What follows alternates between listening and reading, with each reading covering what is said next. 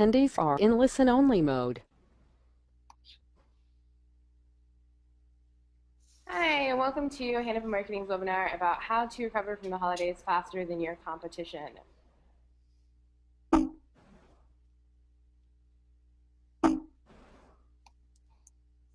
Presenters are going to be myself, Amanda Westbrook-Walter. I'm a senior account manager here at Hannah Marketing. I blog on PPC Hero. You probably read my blogs if you ever visit there. And if you want to tweet at me or about me, hashtag or @ Amanda_Westbrook. And also joining me is Cassie. Hey everyone, I'm Cassie O'Median here. I'm also a senior account manager at Hannah Marketing. Actually just celebrated my 1-year anniversary at Hannah yesterday.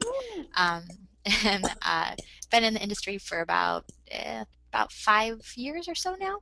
And I'm also a blogger on PPC Hero as well. And you can tweet me at @Cass_O'Median. So if you want to join the conversation today about the webinar, just use the hashtag ThinkPPC in your Twitter tweets, or use the webinar question box to send this question. So we'll have a live Q&A session at the end. So as you think about questions, either tweet them or use the webinar question box. And then otherwise, just feel free to talk about us on Twitter and whatever you want to say about us. Be nice, though. We're going to go ahead and start with a poll question to get to know our audience a little bit. We just want to know how long you've been in PPC. So you can just use the hashtag in PPC if you want to talk about it, but just answer on your screen. Less than 1 year, 1 to 3 years, 3 to 5, and 5+. Cassie said she was 5+. Good for her. I am almost at 3, so close to 3. I'm just going to say C, guys. I'm going to just run with it and say C, but let's see what you guys said. Great. So it looks like the majority of the attendees today are falling in the 1 to 3 year range. So that's good. A lot of the stuff that we're going to be talking today kind of covers a range of stuff. So some introductory stuff, but some definitely more high level stuff that you can incorporate into your overall strategy. So good.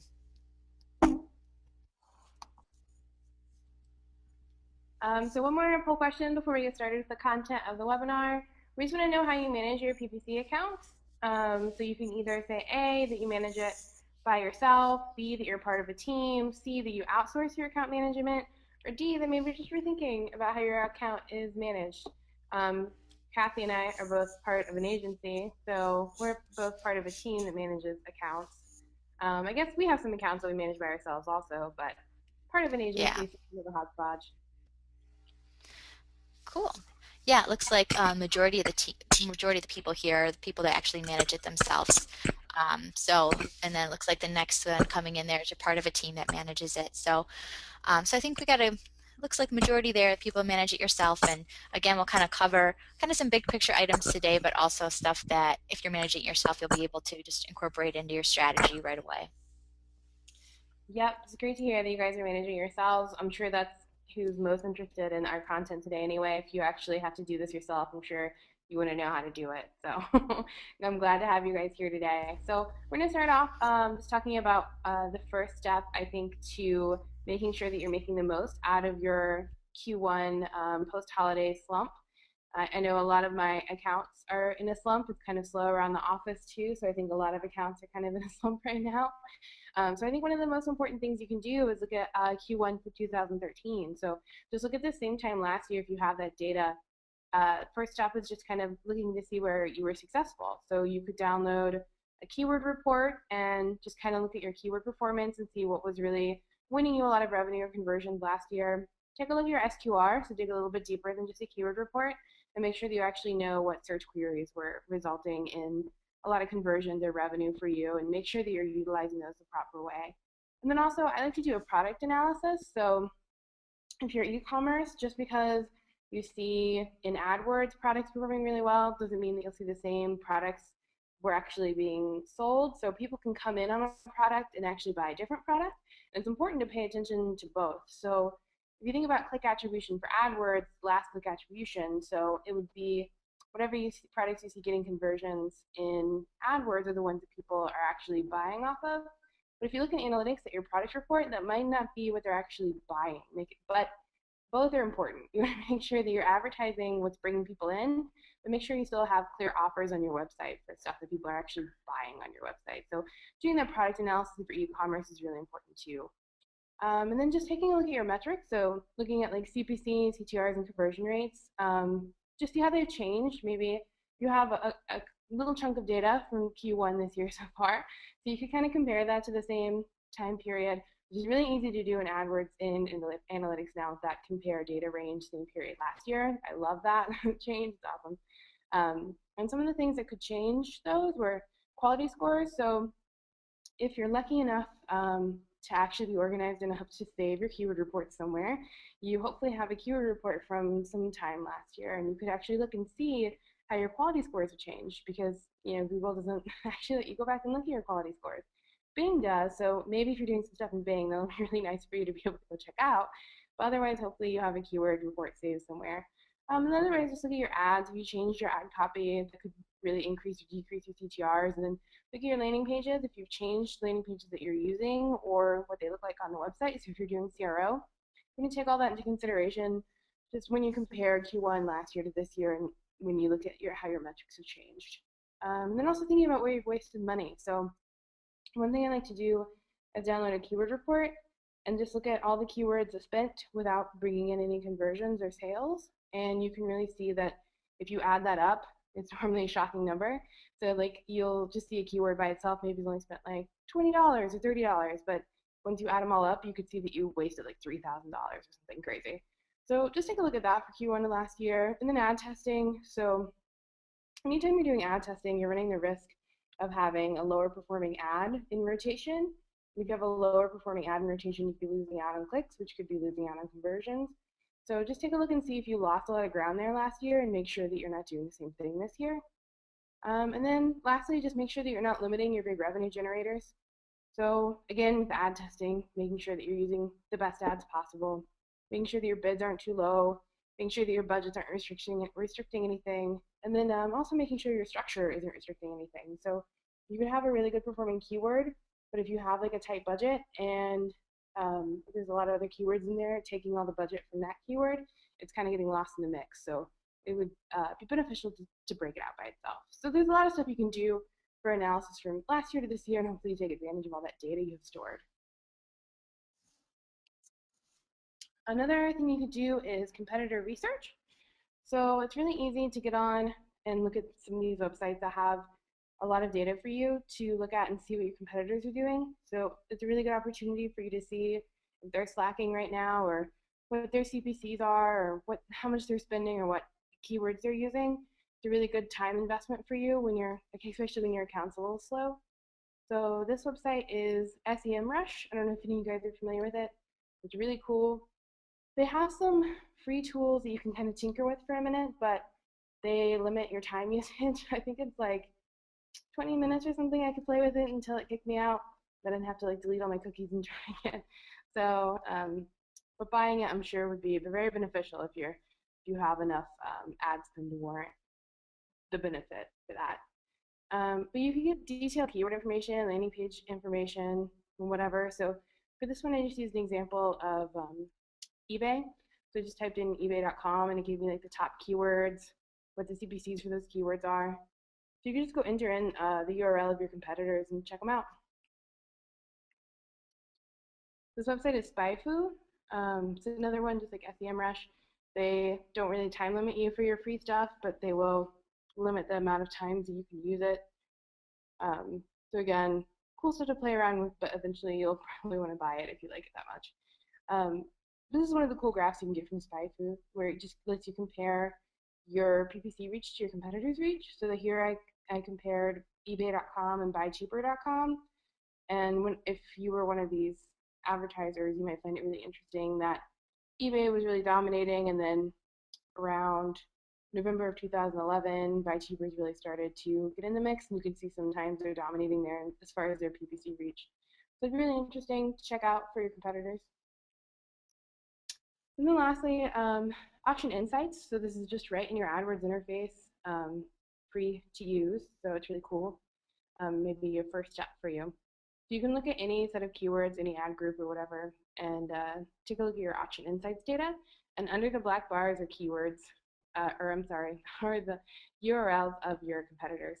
So you can see that for this set of keywords that we're on, so it's choosing one specific ad group, what the impression share compared to the competitors are, the average position compared to the competitors, the overlap rate, the position above rate, so how many times they show above you. So that's really important because you can see like your specific set of keywords that you're bidding on and see how your competitors are doing. So I would take some look into that if you're going to spend some time in competitor research. Great. And next I'm going to talk a little bit about day parting and how we can get ahead while your competitors sleep. And Amanda mentioned, you mentioned this time of year that, it can be a little bit of a slump, and let's say maybe you don't have as, you need to be more efficient with your budget at this point in time. So a couple things that you can do in order to tighten up your account, bring down your CPA, or increase your ROI is taking a look at day parting. So what you can do is you just take a look in your Dimensions tab in AdWords or Bing, and then take a look at your performance for the campaigns by hour of the day. And then, you'd be surprised when you take a look at it by, there might be certain times of the day that, you're spending and not getting any conversion. So let's say if you wanted to be, compete more on some of the more competitive terms, like say car insurance, and um, you had a smaller budget, you may want to be able to pull back, let's say during, maybe middle of the night where there's just not as many conversions coming through, and then push more during certain times of the day. So day parting is just a way to really help either, increase your ROI or decrease your CPA. And there was one case study that we did where the day parting actually, by setting up day parting, they were able to increase their return on ad spend by 5 times by kind of cutting out some inefficient spend. A couple other things to keep in mind when it comes to day parting is that when you're cutting back some of the stuff, if you're really aggressive with it, you can really cut back on volume. So so just make sure that you don't just go in and start cutting stuff, that you really take a look at the overall um, kind of performance by hour, and then cut back where it makes sense, so you don't cut back on volume too much.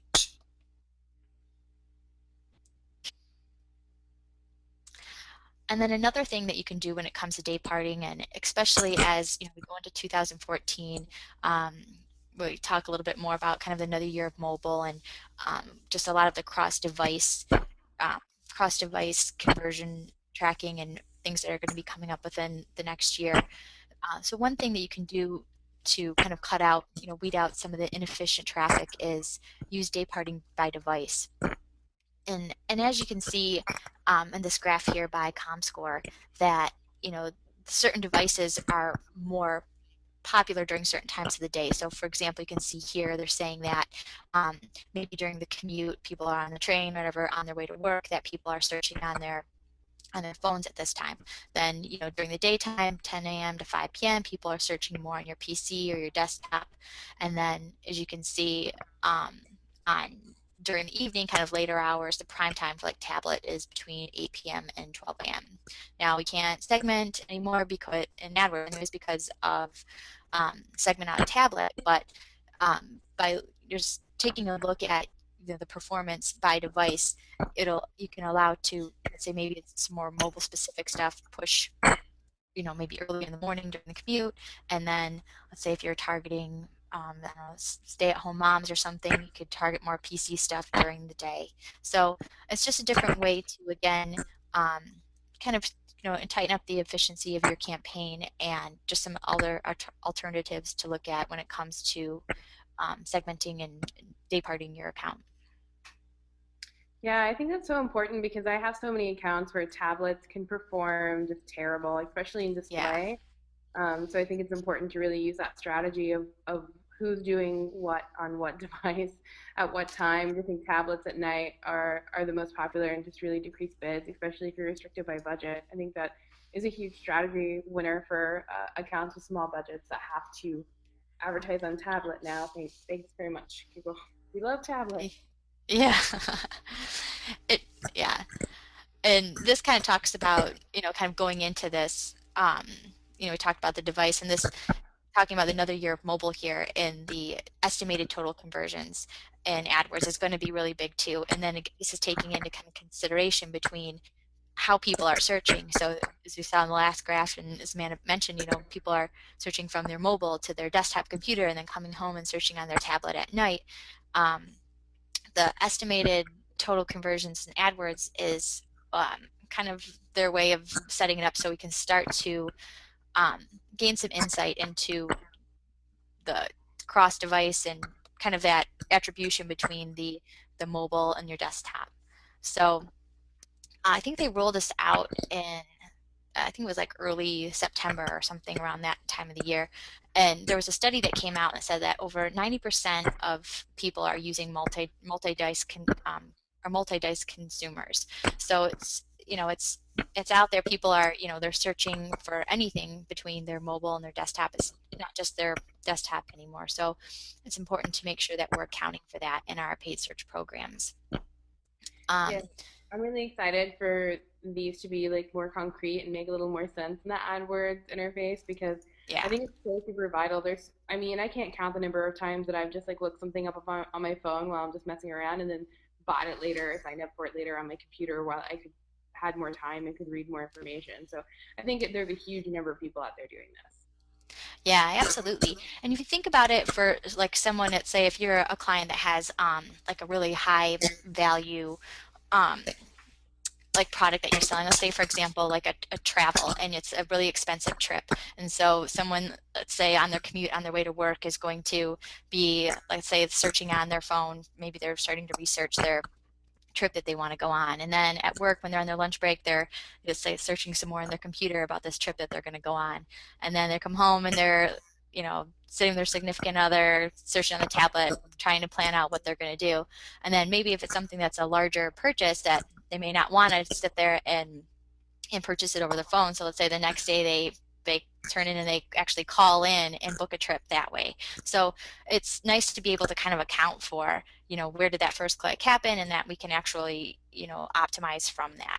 So it is a pretty cool tool, and it's still kind of rolling out piece by piece. The first step that they rolled out was the cross device, so that being able to, what Google does, it's only available through search, and it allows you to, Google tracks when someone's been logged into Google through like their phone or their computer, and then it offers the number of estimated cross-device conversions.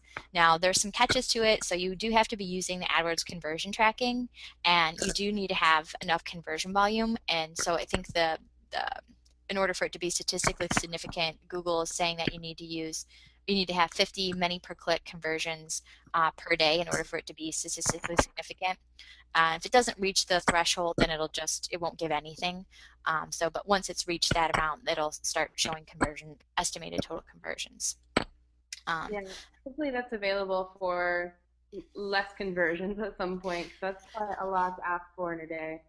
Yeah, it is. And it's, for a while they didn't even know if it was coming from like the one per click or if it was coming from the many per click. And we've narrowed it down that it does seem to be coming from the many per click, but it does seem pretty high. So it does kind of limit the amount of people that are able to really opt in and see that information right now. So hopefully they do find a way to kind of increase the statistically significant, I can never say that word right for some reason, a statistical significance with a lower amount there. So there's going to be a lot more to come. The next ones that are going to be coming through is being able to look at the store visits and then also calls. Cool. And then continuing on our another year of mobile, one of my fellow account managers here at Hannafin wrote a blog about it a few weeks back, but in one of his case studies, by creating mobile specific ads, he was able to increase his click-through rate by 19%. And it just goes to show you that the way they interact with your ads is going to be different on mobile versus desktop. And as we are being pushed into this mobile world, it's important to make sure that you account for that. So AdWords does let you, even though you can't create a specific mobile campaign anymore, you can go in and create an ad by checking the device where it says mobile preferred. So you can show a specific mobile ad if versus as your standard desktop ad. So with these type of ads, you're going to want, if you have a specific mobile specific landing page, you're going to want to make sure that you use that. And just make sure that you're kind of taking advantage of that, because they typically do perform different. And you can take a look at it yourself. You can run an ad report, segment it by device, and take a look at it. And if you have the same click-through rate for both your desktop and tablet, your desktop tablet, and your mobile, then that's great. Then maybe you don't need to create a specific mobile ad. But if you take a look at it and you can see that maybe there's one ad that's performing a lot better on mobile versus one that's than on desktop, then you're going to want to make sure that you go in and you select that to be a mobile preferred ad, so you're able to show the one that has the best click-through rate and conversion rate. Yeah, you pretty much have to just do 2 ad reviews now, one for desktop and tablet, one for mobile. And I'll also say something that I really noticed on mobile is that even within the character limit, sometimes they'll cut you off and you'll get an ellipses at the end of your description line. So I try and make the description line short. I'm sure you've probably seen that on mobile. Just try and make them nice and short and punchy. Yeah, exactly. And I've noticed one of the things, if you don't have like if you don't have a mobile specific sites, I saw the load time on, it's really important to make sure that if you haven't optimized your site for mobile, that you do that, because some of the sites that I've looked at, the way that they load on mobile pages is a lot slower. So as we continue to be pushed into mobile, I think that that's something else that's important for advertisers to consider, to make sure that their site's compatible for it. Yep, for sure. So while we're talking about ads, I will talk about ad extensions. So it's kind of something that you probably hear a lot of if you've been in the industry for too long, about site links and how great they are. But it's a super easy way to increase click-through rate. So anytime you have an extension, it doesn't really necessarily matter what it is. Just the fact that it's there will increase your click-through rate. So one of our coworkers, Sam Owen, did a blog post that was a case study on, do people actually click site links, and it was a huge page view getting post on PPC Hero, so you might have read it, but it basically said, like, it doesn't really matter what you have in your site links as much as the fact that you have site links. So just a case study, I think it's actually from that same blog article, showed that just putting site links in there increased CTR by 64%. And anytime you get that huge of a lift in your CTR, that's going to affect your quality score, because that's the main driving factor for quality score. And decreased 17% the cost per click. So it's kind of a win-win situation. You add some site links, people click on your ads more, that makes your quality score improve, and that decreases your cost per click, so you can pay for the extra traffic. And hopefully the extra traffic is actually converting for you. So kind of a no-brainer. And especially with the new enhanced campaigns, and you can kind of see individual site link data, it's a lot more interesting. You set it up at the ad group level, so it's a lot more fun and interesting to set up and look at now. So if you haven't done it, like, just do it. No reason not to. Another one I'll touch on is a review extension. So this is like the newest one, and it's really hard to get it approved, apparently. Adds lots of credibility to your site when you can get it approved. So here's an example of just when I Googled review extensions, this is what I saw. So this was kind of an example of, it will take a quote from a magazine or a publication and show whatever the quote was from that. So it just gives credibility to your service or your website. And I actually just heard today that one that's easy to get approved are ones from the Better Business Bureau. So you could get like A+ rating from the Better Business Bureau. So apparently that one's easy to get approved. We had one here that one of our coworkers was trying to get approved forever, and it was a super legit review from like a magazine that did nothing but review the services that this person did, and it was like a really prestigious kind of service in the industry, and it still couldn't get approved. You tried like 5 different things, and you'd be like, oh, you're paraphrasing too much, or you're not quoting this exactly, or it's longer than 12 months ago. So they're hard to get to get approved, but they're really cool. They're a new thing, so I'm sure not a lot of people are in that space yet. So I would check it out. Yeah, I would think that would be super helpful, especially just, gaining credibility, and I could see that being really, hopefully make it start easier to use, because I think that could be really helpful. Yeah, right now they're so new that they're in the process where an actual person reads every single one of them and accepts or declines them. So hopefully they get that automated to the point where it's not so like hard to figure out what the individual person is going to think of what he said. Yeah, that's crazy. So we got one more poll question in here. Not one more, but one more poll question. We have some more content, but we just wanted to make sure you're all paying attention and awake post lunch or during lunch, depending on what time zone you're in. So just wanted to see what the biggest post-holiday worry for your PPC account is. So hopefully we're addressing some of them, but we'd love to know what you're super worried about now that the holidays are over for your account. Is it A, strategic planning ideas, B, just pure volume, C, achieving your target KPIs, and those just completely fallen off the face of the earth for you right now, or D, other, we don't even know.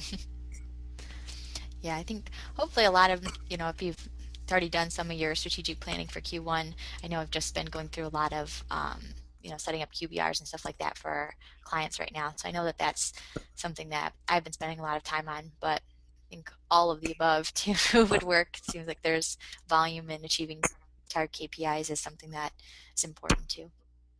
Yeah, it seems like, yep, volume and achieving target KPI seem to be right around what's going on with everyone right now. So probably kind of a little bit of a slump in volume, which also would make sense as why it'd be, difficult to maybe reach target KPIs. So.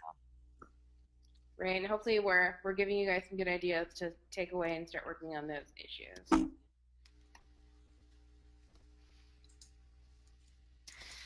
So next we're going to talk a little bit about PLA. So PLA is going to be huge. Well, it was huge 2013 and it's going to be big again in 2014. And there's a few key updates that just kind of wanted to bring you guys up to speed on. A few things that are going to be rolling out is there's some new layout that's going to be PLAs are going to have a new layout in the search engines, which could really impact your search performance.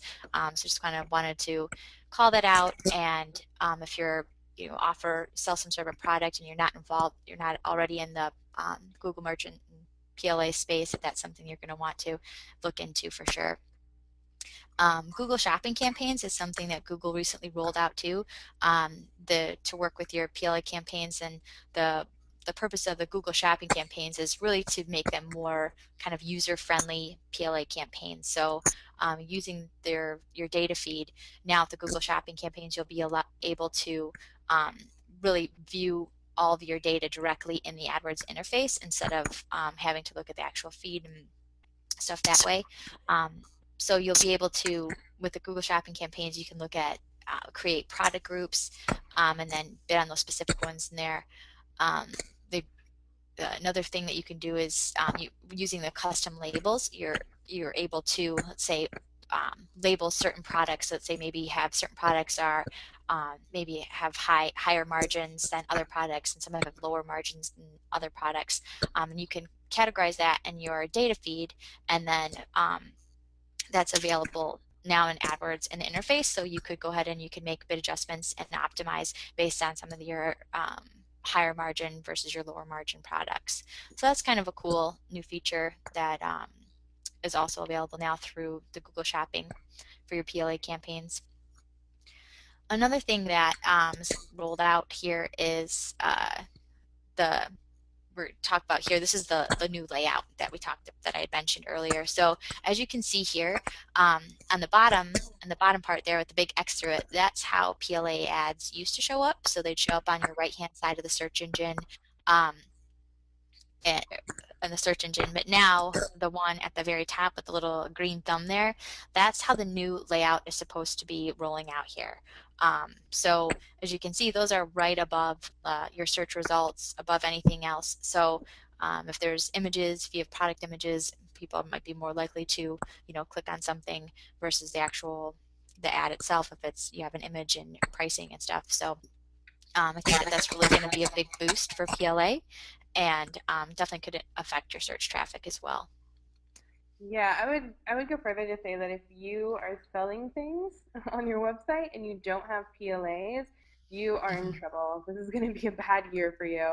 There's even like more, if it's like a really common search, so say you look for like teddy bears. So it's a really common, like super generic search. what you'll see is something similar. So you'll see the images for different teddy bears for sale up here on the top, just like this first image here on the screen. But then on the side, you'll actually see like offers for more specific searches, not even like ads on the right side. It'll be like, were you looking for like this type of teddy bear? And then under that will be like one little tiny PPC text ad. So if you're just running text ads, you're going to see a lot of PLA coming in and eating all your searches for you. So just make sure you've got those up and running and optimized and you're on top of that game. Yeah, and you don't even have to have like a ton of products either that you sell. Like even if it's just a handful that you do, and you don't have some like massive feed, it's pretty simple to just build out a feed yourself. AdWords will give you a template that you can use, and you can, I think that maybe there's a limit of like 10 items or something like that that you have to have in Yeah, order it was like either to 10 get. or 12. I can't remember. Yeah, it's like 10 or 12, I think, for in order to get into the space. But if you have some images for the products and you sell, 10 or 12 products of some sort, build out a list, get it uploaded, and try it out. I have a couple campaigns that have only like 10 or 12 products. So they don't get a ton of volume, but they have by far the lowest or the highest ROIs and like lowest CPAs in the account. So they perform great, and I think they're just going to continue to perform great for 2014. For sure. The next thing that next big update for PLAs for 2014 is that Google Merchant Center is rolling out the local feeds. So they have PLA local ads, and so what that allows you to do is to be able to show, and you use a totally separate feed for that, and then you can actually push people to your store. So you can say, okay, this product is available within so many miles of where you're at. There's a couple questions about was if it will be competing with your typical online PLA campaigns, and Google says that they won't be competing necessarily on let's say on desktop, but there could be a little bit of competition when it comes to your mobile. And I think it mentions that the local offers may be served, and there'll be like an annotation that'll say that that it's going to be there's a local place that you can search or you can find it, and it'll be an annotation that will notify you about that. And then the other thing that you can do with this is you'll be able to use proximity bidding, so you can improve your position and kind of to help beat out the competition on the mobile side. There is that by bidding up on using proximity bidding and some of the local ones, you can help move yourself up a little bit there. And then Google also mentions that, in order to, again, quality score is going to be really important for the local PLAs to make sure that you're in a good position for those local ones. It's still in beta. I don't know if it's in beta or it's just not available to everyone yet.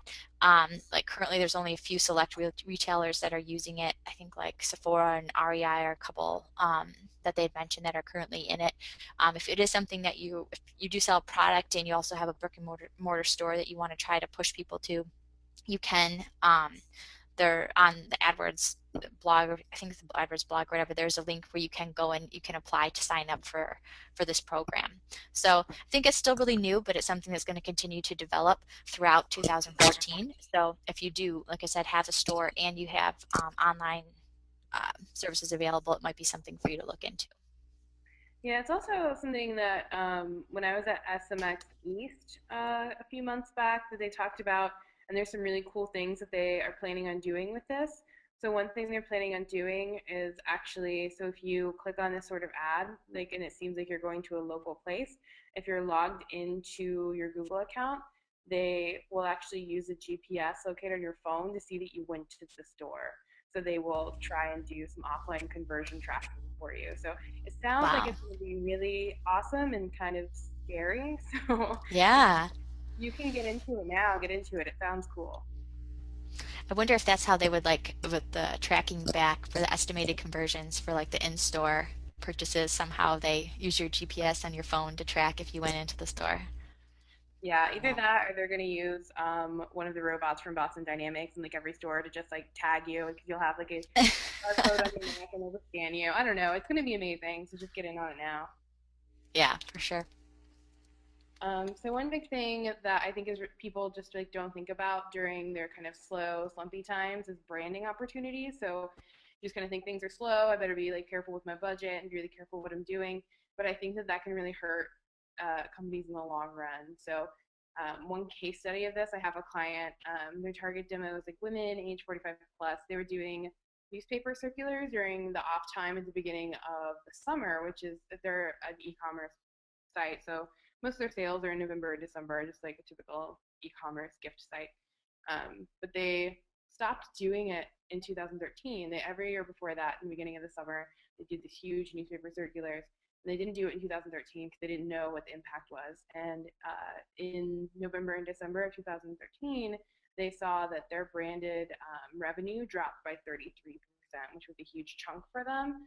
And the only thing that had been different that year was that they didn't do the newspaper circular. So I think building up your brand awareness during your off times can be really huge for your business during your up times, and also a really good way to invest your budget if you have the budget and you're not able to spend it on PPC. Yeah, So I was just gonna say too that that was something I had a similar experience with one of my clients too. It was just actually just more through email marketing too, and you could tell whenever they would send just like a branding message through just an e-blast or something that their branded performance would spike. So it just goes to show you that it's all tied together and they all affect each other in some sort of way. So it's super important to put in your make sure that you're branding your brand and you'll see it. Uh, the fruits of your labor, I guess, in various channels. So yeah, for sure. And just because it's not your peak sales time doesn't mean that people aren't thinking about when they do want to buy from you. So, and this is especially true the more expensive your items get, like the more true it becomes, or the more niche your mhm, product is, the more true it becomes. yeah, Yeah, so I was going to talk about some branding opportunities, like Cassie said, email blasts, and I just talked about newspaper circulars. I don't think that's something that a lot of people do, but if your target demo is 45 plus women, go for it. I think you'll see some return there. But otherwise, YouTube, the Google Display Network, and Facebook are really great places to try and do some branding. There's a lot of like new quality targeting features if you haven't been there recently or if you haven't explored the space. So for Google and YouTube, they're kind of similar in the way that you can target topics and interests and demographics. YouTube has a cool thing where you can actually target search keywords within YouTube, so there's a little more intent there. And then the topics kind of work off of, if you're in YouTube only, the topics keyword selection for the videos people self-select. So you can do some targeting there, and I think that you could find that you can target your key demographic, your key people that you're trying to sell to. So same with Google Display Network. You also have like affinity categories, which are kind of bigger than interest categories, keywords to target websites. Some really cool things that I think are out of beta. I'm not even sure. Search companions in beta, maybe out of beta. I'm not totally I think sure. it's out of beta, Out. I think Okay. now. I hope. It's hard for me. I get into betas and they're in beta for like 2 years, and it's like I don't even know what they're doing anymore. But Search Companion is really cool. It targets a search on the display network within like 3 hours after the search has been made. So again, just trying to help you find quality and intent. And similar users is the same thing. So one big similar user group that I will always target in my accounts is similar to converted users off of remarketing campaigns. So they're just finding based on like interests and topics and websites and like demographics, people who are really similar to people who have already converted on your website off of your remarketing campaign, and then they'll target ads to them. And those are always really successful for me. So there's a lot of ways to actually target. It's not just kind of a black hole sucking all your impressions and taking your money. So Facebook is the same way. There's some really cool stuff you can talk about there that Cassie's going to talk about, like custom and lookalike audiences. Yes, I am. Nice segue there, Amanda. No problem. um, So yeah, so we'll talk a little bit, Amanda talked about the branding and if you want to try to, kind of dip your foot into, the social, into Facebook, custom audiences is a great feature that Facebook allows you. And so what custom audience is it allows you to take, let's say some sort of, if you have a like a data feed or just an Excel workbook that has like custom emails and phone numbers or unique ID or Facebook unique IDs and stuff, by taking that information, you can upload it into your Facebook advertising account and you can target those specific users. So like for one example that this might be a good feature for a client would be, let's say if you offered a free download book. So let's say you offered, you're downloading like a free ebook, and then you also offer like a product that you want to try to sell them later. So something that you could do is you have all of your email list from downloading your free ebook. You could upload that into your Facebook account. And what it does is it tries to, you have to have valid email addresses. It'll create a list from that, and then you could even go in and create ads trying to maybe promote more of your product at that point in time. So let's say you want to try to push them towards buying whatever product it is that you're or the next level of service that you're trying to sell to your user. So that's one thing that you could do with it. And you could also do it too. It's important to, let's say if you have a list of people that have actually bought your product, and let's say you want to make sure you're not, and there's not really a chance that they would purchase it again, that you don't want to waste your money, let's say, advertising on that same group of people. So you could create another custom audience as a list of people that have actually purchased your product, so you can actually exclude them from your advertising efforts. So it's pretty easy to use. You do need to be using I think if you use Chrome, you download the Power Editor, and then you can go ahead and create your custom audiences in Facebook. And I've had great success with this in my Facebook accounts.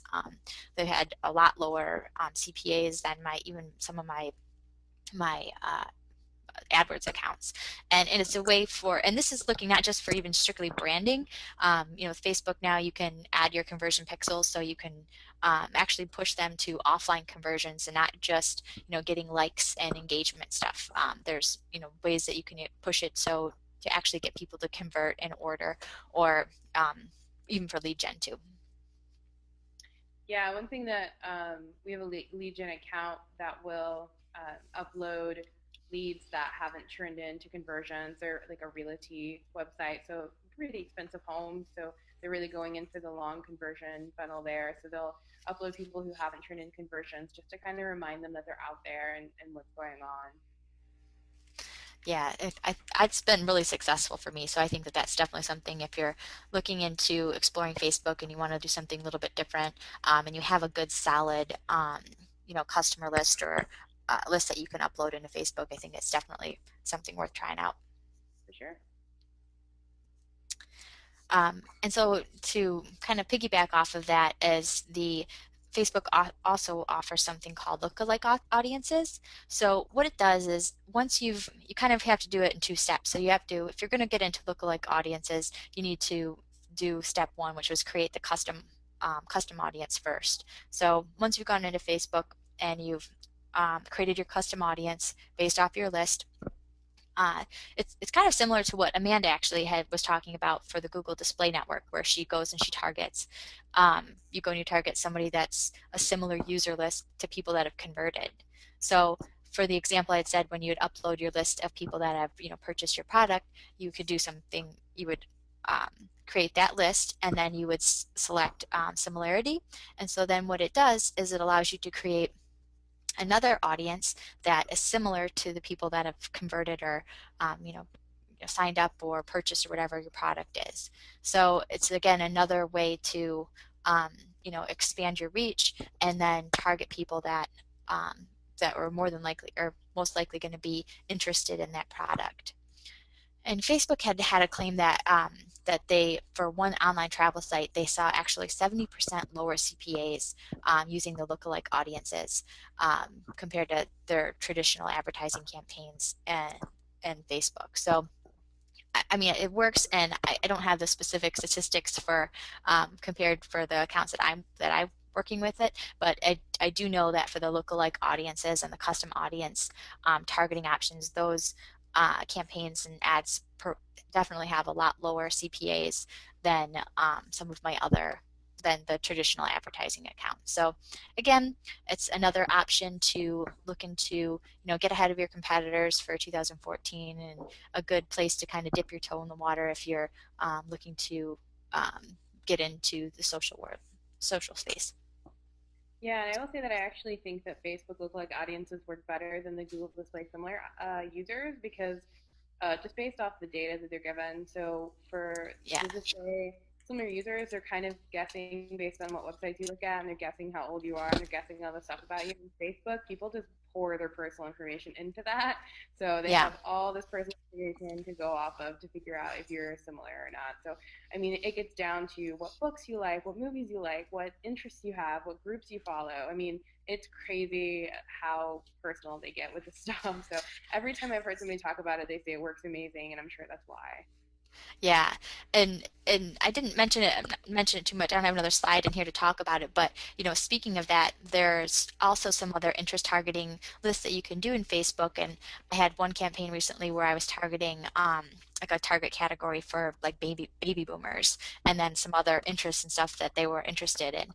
And the performance for the account has just been awesome. I mean, it's performed even better than some of the lookalike and custom audience campaigns. So there's, again, with all the information that, like you said, people pour into Facebook, there's a lot of information that you can use that to really segment a very custom audience and target to people, and then in turn yield a lot higher conversion rates. So I think it's definitely something to think about for 2014. For sure. And then I think that this is our last tip for you, and I think that some people No, might I think kind we of have one roll. more. Really? Okay. Well, I think some people might be rolling their eyes at this because I know that I kind of have before when my Google rep will come out and be like, "So let's have a little touch base call. Let's just chat, you and me. Let's talk about your account." I'm just like, "Come on, you're just gonna try and make me spend more money. This is such a bummer. I don't want to talk to you." But I've actually had a lot of calls because of course I go through with them, and I've had a lot of calls where I get a lot of actually interesting things that I either hadn't thought about or I hadn't paid enough attention to because I didn't think of how it would work for my account. And I would say, especially if you're slumping right now, like it's a little slow around the office, there's not a lot for you to do. It's a really good time to reach out to them because I'm sure they're having the same thing going on, and I'm sure they're really ready and excited to do something for somebody. So, one thing to ask about is a gap analysis report. That's normally what they'll give me. So they'll just go through my accounts and tell me like the kind of typical things that I might be missing. Like maybe I'm missing site links in this ad group, or maybe I'm missing a remarketing tag here, or something, whatever. They'll just go through your account and point out all that stuff that you could do yourself, but it would take a minute. And why not have them do it? It's what they're there for.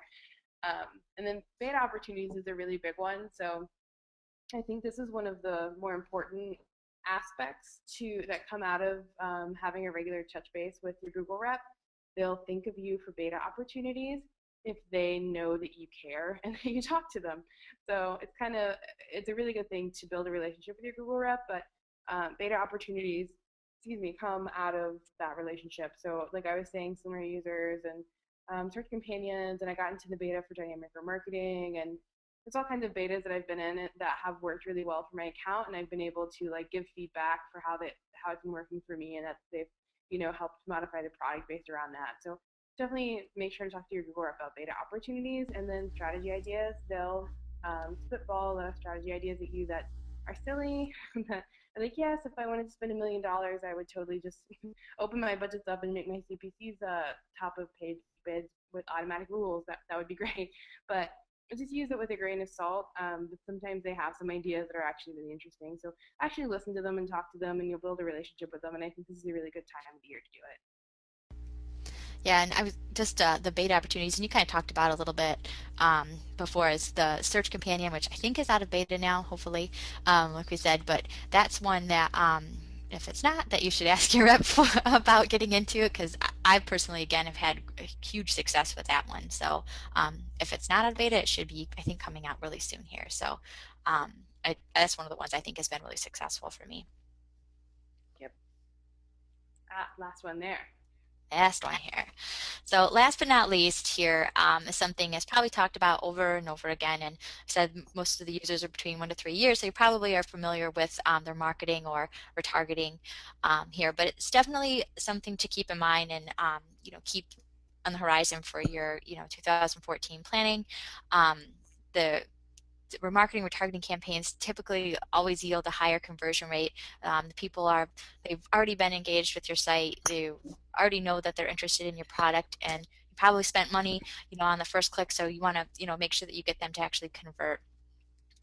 So we want to just kind of call out a couple opportunities that, a couple things just beyond beyond AdWords. So we know that there's in your AdWords account, anyone, not anyone, but you have your marketing pixel. You just want to get that added, and you can remarket there. But there's some other opportunities such as AdRoll is one that I personally use I've had really good success with.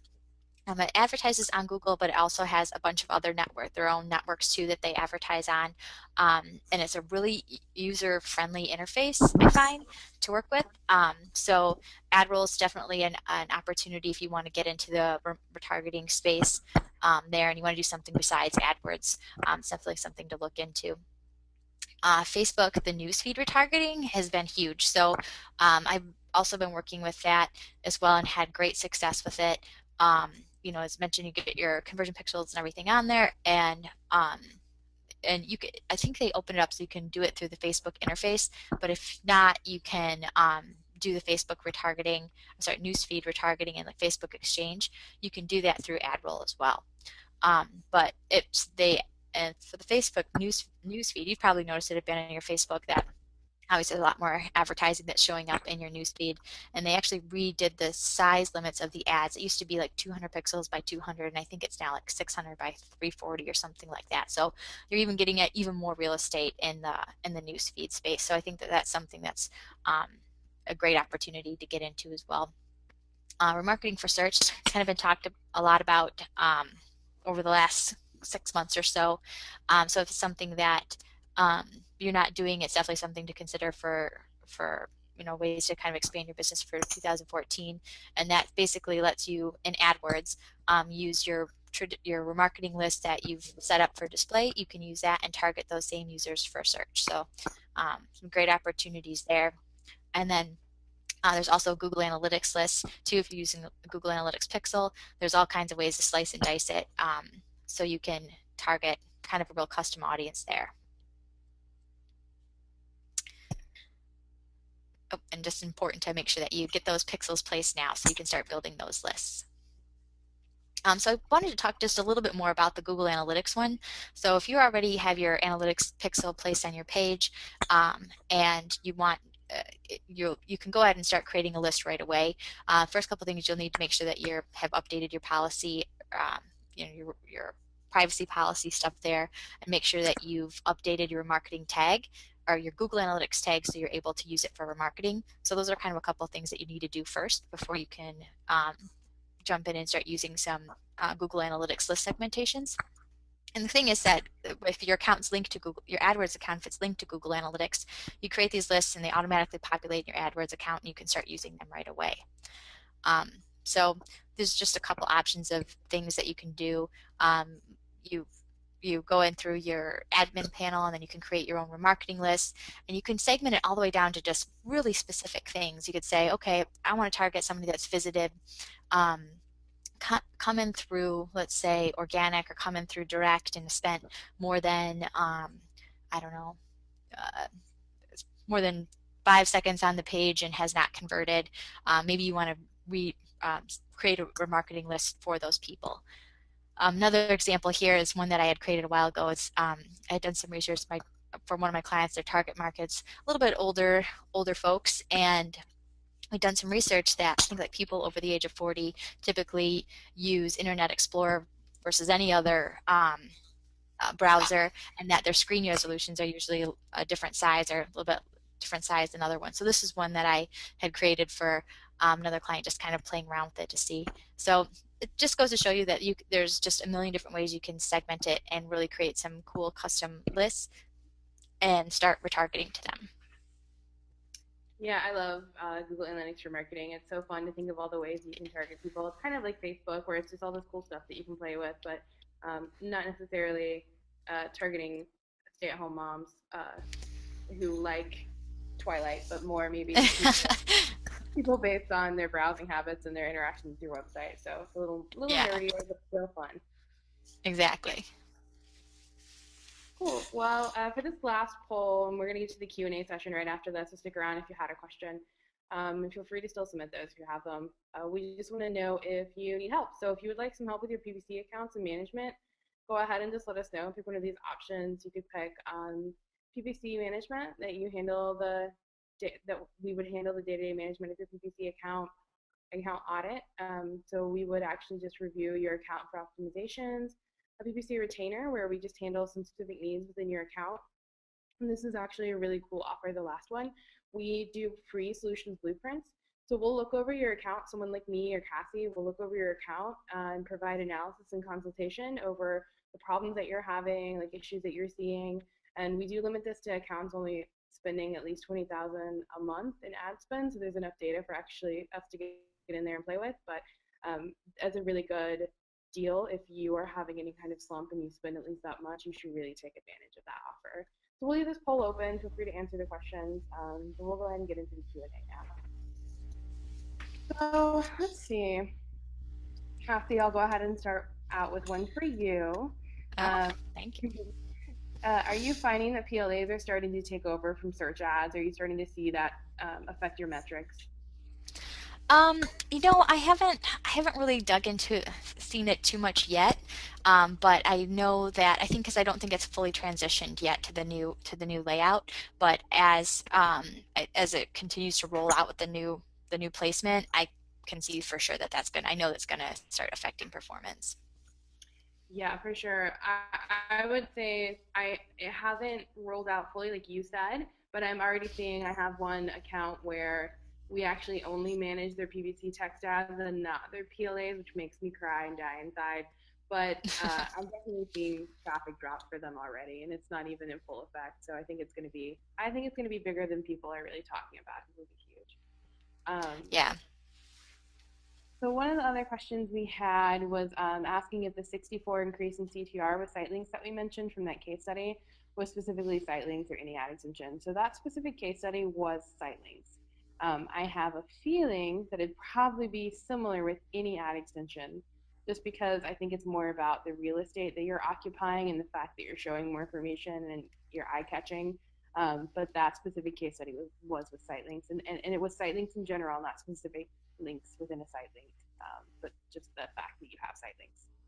So hopefully that answers your question. Um, I'll go ahead and ask you this question, Cassie. How accurate do you think that sites like SpyFu and SEMrush are with what they think CPCs are? This person says that they run their own PPC accounts and domains through the reports, and it seems like they're underreporting the amount of keywords that they have, and they're over-reporting their CPCs. Yeah, I believe that. I would definitely use those tools kind of with a grain of salt when it comes to what they're reporting there as far as the CPCs. And a couple things to keep in mind too is that for example, like SpyFu, they only report on search. So I mean, it's like if you're running any sort of display in your campaigns and your account, it's not going to provide information around anything for display. It's really only search traffic. And then um, like for SpyFu, it's only for AdWords too, I believe. And then I think for SEMrush, it does Bing and AdWords. So I think that that's, you know, a little bit as far as what it's pulling in there. But I definitely kind of take it with a grain of salt. It's just to give you an idea, I think, for the space, but I definitely wouldn't hold it to it, I guess. Yeah, I agree. And I would say like the kind of reports where I showed the graph where it kind of compared your PPC reach to a competitor, I would say those are probably generally correct. I wouldn't hold it down to like the very specific pinpoints of that being correct, Yeah. but I would say that to give you a general idea of what your reach is compared to your competitors, and it should give you a general idea of what your competitors are doing in this space compared to you. I would say maybe like 10% probably range within 10% up or down, I think seems to be pretty close. Yeah, I would say that's probably about what I've seen. So one other person wanted to know if the competitor report providing overlapping percentage and other stats was through AdWords, and yes, that's in Auction Insights. So if you're in a keyword report and how you can click see all to look at the search query data. There's now, and I don't know how old this is. It might have, I think maybe like in October or September or something. I don't know. Maybe not as new as that even. There's an option for you to say auction insights, so you can see all auction insights, and then that will give you that data there. So I know not a lot of people use that. So we'll ask one more question. Cassie, I have one for you. What remarketing strategy would you suggest for someone just starting out in remarketing? I would say probably your standard one just to get up and get something going would be your typical, like they call it the cart abandoner remarketing campaign. So you want to make sure that you've spent that money, they spent that, put that time in, they've been in the funnel, they've gotten all the way to your cart, but they haven't actually converted. I would say that, creating a marketing list that targets anybody that's, visited that page but hasn't converted, that's probably your first step. I think that would be kind of your first basic of a marketing campaign that you would want to create. And typically the most successful. Okay, yeah, no, I totally agree. I always see really great conversion rates from that one. It can be low volume, but it's definitely a good place to start. For sure. Great. Well, if you have any more questions for us, feel free to reach out through hashtag ThinkPVC. We'll get back to you. And like I said, it's a really great deal with the Solutions Blueprint. It's free and it's awesome. And also feel free to contact us directly, marketing@hannahpenmarketing.com for webinar feedback or any questions about marketing. Thanks, guys. Hope everybody learned something great to help get them out of their winter slump. Great. Thanks, everyone.